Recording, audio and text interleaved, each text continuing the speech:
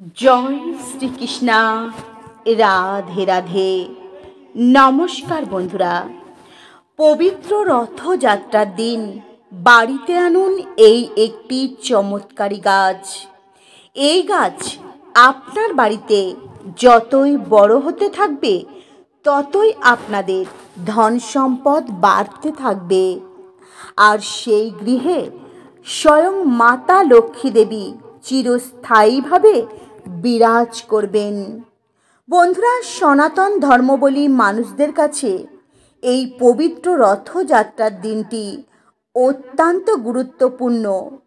বন্ধুরা, অম্বাবাচী ঠিক পরেই শুরু হয় রথযাত্রা, আর অম্বাবাচীর সময় মাটি খুঁড়ে গাছ রোপণ করা নিষিদ্ধ থাকে।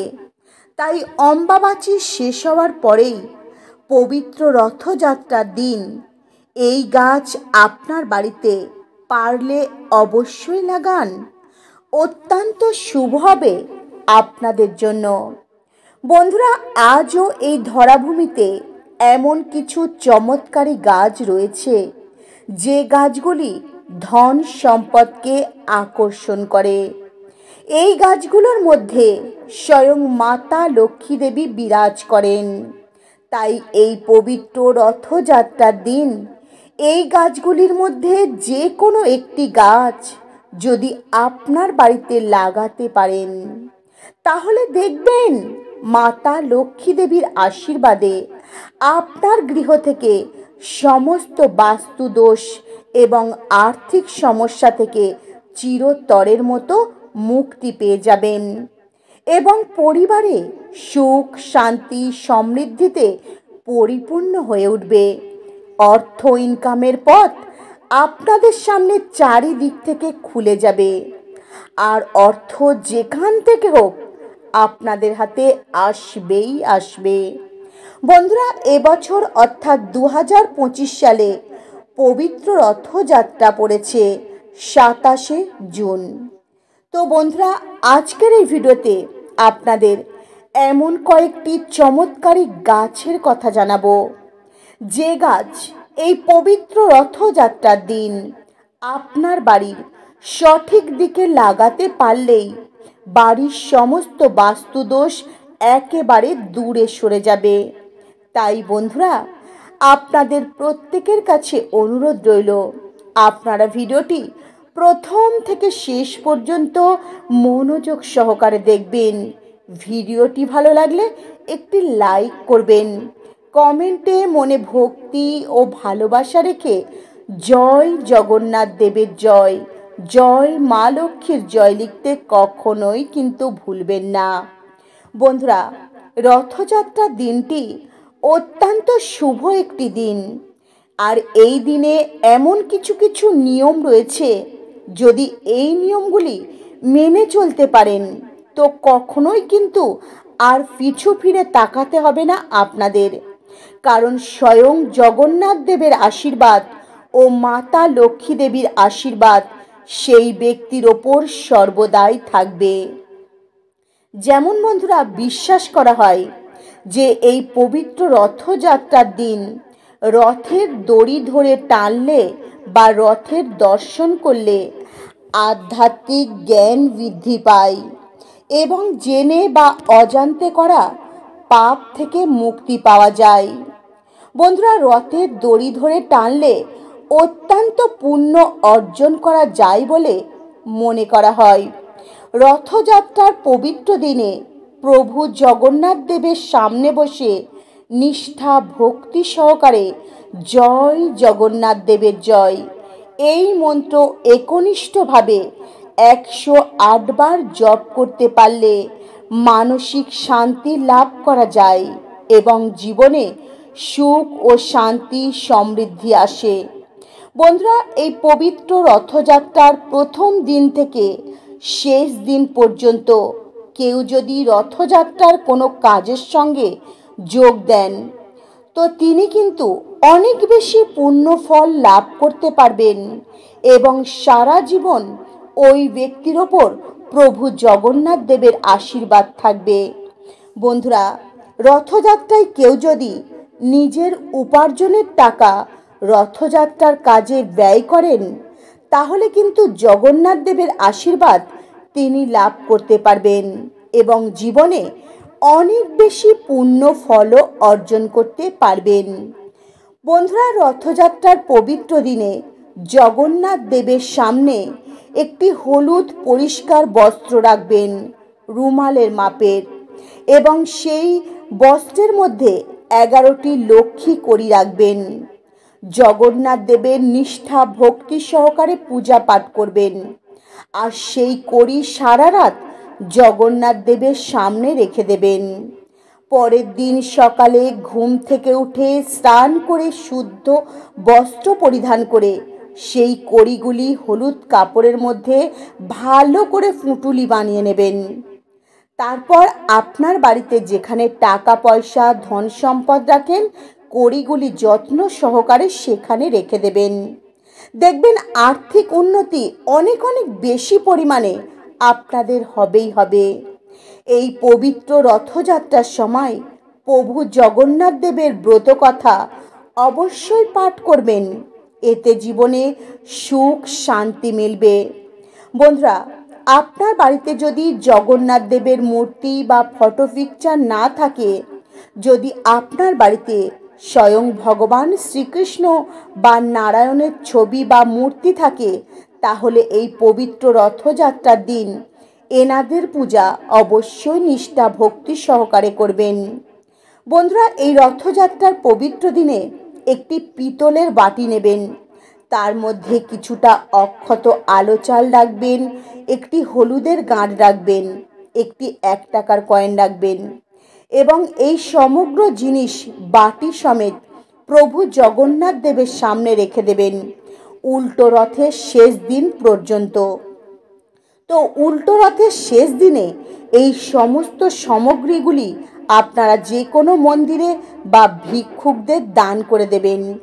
এতে আপনাদের যে মনস্কামনায় থাকুক না কেন, প্রভু জগন্নাথ দেবের আশীর্বাদে সেই মনস্কামনা আপনাদের পূর্ণ হবেই হবে। বন্ধুরা, রথযাত্রার পবিত্র দিনে দুঃখ কষ্ট, চিন্তা ভাবনা, হতাশা এবং দারিদ্রতা থেকে মুক্তি পেতে প্রভু জগন্নাথ দেবের শরণাগত হন। প্রভু জগন্নাথ দেবের আশ্রয়ের মতো আর কোনো স্থান হয় না। বন্ধুরা, বিষ্ণু প্রেমের আধ্যাত্মিক ভক্তরা দাবি করেন তুলসী জগন্নাথ দেবের সব থেকে প্রিয়, তাই এই দিন 108টি তুলসী পাতা দিয়ে একটি মালা তৈরি করবেন। তবে বন্ধুরা, মনে রাখবেন, তুলসী পাতা সূঁচ দিয়ে ছিদ্র করে কখনোই মালা তৈরি করবেন না। তুলসী পাতার বোঁটায় সুতো দিয়ে গিঁট দিয়ে একটি একটি করে তুলসী পাতা দিয়ে গেঁথে মালা তৈরি করবেন এবং সেই মালা পবিত্র রথযাত্রার দিন জগন্নাথ দেবের গলায় পরিয়ে দেবেন। এতে আপনার জীবনে থাকা দুঃখ কষ্ট রোগ ব্যাধি জ্বালা যন্ত্রণা থেকে খুব তাড়াতাড়ি মুক্তি পেয়ে যাবেন প্রভু জগন্নাথ দেবের আশীর্বাদে। বন্ধুরা, কথিত আছে পবিত্র রথযাত্রার দিন বিষ্ণু শাস্ত্র উচ্চারণ করলে বা জপ করতে পারলে স্বর্গে স্থান লাভ করা যায়। এছাড়াও রথযাত্রার দিন রথের সামনে দণ্ডি কাটলে, রথে মাথা ঠুকলে অত্যন্ত পুণ্য ফল লাভ করা যায়। বন্ধুরা, প্রভু জগন্নাথ দেবের আশীর্বাদও কিন্তু লাভ করা যায়। বন্ধুরা, আমরা প্রত্যেকেই জানি গাছপালা এই প্রকৃতির বরদান। গাছ লাগানো পরিবেশের জন্য অত্যন্ত ভালো। সবুজ গাছপালা আমাদের চারিপাশে পজিটিভিটিকে কিন্তু বাড়িয়ে তোলে এবং সুন্দর পরিবেশ গড়ে তোলে। বন্ধুরা, বাস্তুশাস্ত্র অনুসারে বাড়ির জন্য এমন কিছু শুভ গাছ রয়েছে যে গাছগুলি বাড়ির বাতাবরণকে শুদ্ধ করে তোলে এবং ঘরে অনেক বেশি পজিটিভ এনার্জিকে বাড়িয়ে তোলে। তো বন্ধুরা, আপনাদের যে চমৎকারী গাছের কথা জানাবো তারই মধ্যে একটি গাছ হলো লাকি ব্যাম্বু। বাস্তুশাস্ত্র অনুসারে লাকি ব্যাম্বু বাড়িতে লাগানো অত্যন্ত শুভ। ধন সম্পদ বৃদ্ধি করে, সুখ ও শান্তিকে বাড়িয়ে তোলে, নাম যশ খ্যাতি বাড়িয়ে তোলে। এই লাকি ব্যাম্বু আপনার বাড়িতে বা আপনার অফিসে লাগিয়ে রাখুন। এই গাছ প্রচুর পরিমাণে সুখ শান্তি সমৃদ্ধিকে টেনে আনে এবং সফলতার চূড়ায় পৌঁছে দেয়। তাই লাকি ব্যাম্বু গাছ আপনার বাড়ির যে সমস্ত বাস্তু দোষ রয়েছে সেই বাস্তু দোষকেও দূর করতে সাহায্য করবে। আপনার পরিবারের সুখ শান্তি সমৃদ্ধিকে কিন্তু ভরিয়ে তুলবে। বন্ধুরা, যদি আপনারা পারেন তো রথযাত্রার পবিত্র দিনে এই লাকি ব্যাম্বু গাছ আপনার বাড়িতে লাগান। এই গাছটি বাড়িতে লাগানো এবং অফিসে লাগানো অত্যন্ত শুভ, কারণ এই গাছের মধ্যে কোনো নেগেটিভ এনার্জি থাকে না। দ্বিতীয় চমৎকারী গাছটি হলো কলা গাছ। হ্যাঁ বন্ধুরা, আপনারা একদম ঠিক শুনেছেন। এই গাছটি পবিত্র রথযাত্রার দিন আপনার বাড়িতে লাগানোর চেষ্টা করবেন, অত্যন্ত শুভ হবে। বন্ধুরা, এই কলা গাছ অত্যন্ত পবিত্র। এই কলা গাছ হলো স্বয়ং শ্রী বিষ্ণুর স্বরূপ। এই কলা গাছে স্বয়ং শ্রী বিষ্ণু বিরাজ করেন। কলা গাছের পূজা করা হয়, আর শাস্ত্র অনুসারে কলা গাছ বাড়ির বাস্তুর জন্য সবচেয়ে সেরা, কারণ এই কলা গাছ ভগবান শ্রী বিষ্ণুর প্রতিরূপ মানা হয়। বন্ধুরা, অনেক জায়গায় বৃহস্পতিবার দিন মাতা লক্ষ্মী ভগবান শ্রী বিষ্ণুর সাথে সাথে কলা গাছেরও পুজো করা হয়। এই কলা গাছ আপনার বাড়ির সামনে বা উত্তর পূর্ব দিকে বা উত্তর পূর্ব কোণে অবশ্যই লাগাতে পারেন, বা তুলসী গাছের পাশে এই কলা গাছ লাগাতে পারেন এবং তুলসী গাছের সাথে সাথে এই কলা গাছের পূজাও প্রত্যেক দিন করতে পারেন। এতে ভগবান শ্রী বিষ্ণুর আশীর্বাদ লাভ করতে পারবেন।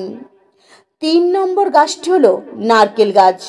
বাস্তুশাস্ত্র অনুসারে যে বাড়িতে নারকেল গাছ থাকে সেই বাড়িতে সাক্ষাৎ মাতা লক্ষ্মী দেবী স্থায়ী রূপে বিরাজ করেন এবং আয় উন্নতি বৃদ্ধি পায়।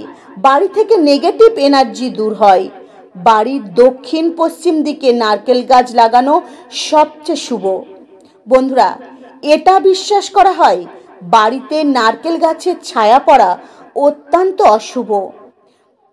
তাই এই নারকেল গাছ আপনার বাড়ির একটু দূরেই লাগাবেন, যাতে এই নারকেল গাছের ছায়া আপনার বাড়ির ওপর না পড়ে। 4 নম্বর গাছটি হলো বন্ধুরা নিম গাছ। নিম গাছও অত্যন্ত শুভ একটি গাছ। এই গাছ আপনার বাড়ির যে কোনো দিকে লাগানো কিন্তু একদমই শুভ নয়। তাই আপনার বাড়ির যে কোনো নির্দিষ্ট একটি দিকে কিন্তু এই গাছ লাগাবেন, তবেই কিন্তু এই গাছের শুভ ফল আপনারা লাভ করতে পারবেন। তাই এই নিম গাছ আপনার বাড়ির উত্তর পশ্চিম কোণে লাগাবেন। বন্ধুরা, মনে রাখবেন এই গাছগুলি অত্যন্ত শুভ গাছ। এই গাছগুলি বাড়িতে লাগালে এই গাছগুলির শুভ ফল অবশ্যই আপনারা লাভ করতে পারবেন। এছাড়াও মাতা লক্ষ্মী দেবীকে এই গাছগুলি গৃহে টেনে খিঁচে নিয়ে আসে এবং মাতা লক্ষ্মী দেবী সেই গৃহে স্থায়ীভাবে বিরাজ করেন। গৃহের বাতাবরণকে শুদ্ধ করে তোলে, গৃহে সুখ শান্তি সমৃদ্ধিকে ডেকে আনে। তাই বন্ধুরা, পবিত্র রথযাত্রার দিন এই গাছগুলির মধ্যে যে কোনো একটি গাছ পারলে অবশ্যই আপনার বাড়িতে লাগাবেন। দেখবেন মাতা লক্ষ্মী দেবী ও প্রভু জগন্নাথ দেবের কৃপা ও আশীর্বাদ লাভ করতে পারবেন। গৃহে সুখ শান্তি সমৃদ্ধিতে ভরে উঠবে। তো বন্ধুরা, আজকের মতো ভিডিও এই পর্যন্তই। আপনারা ভালো থাকবেন, সুস্থ থাকবেন।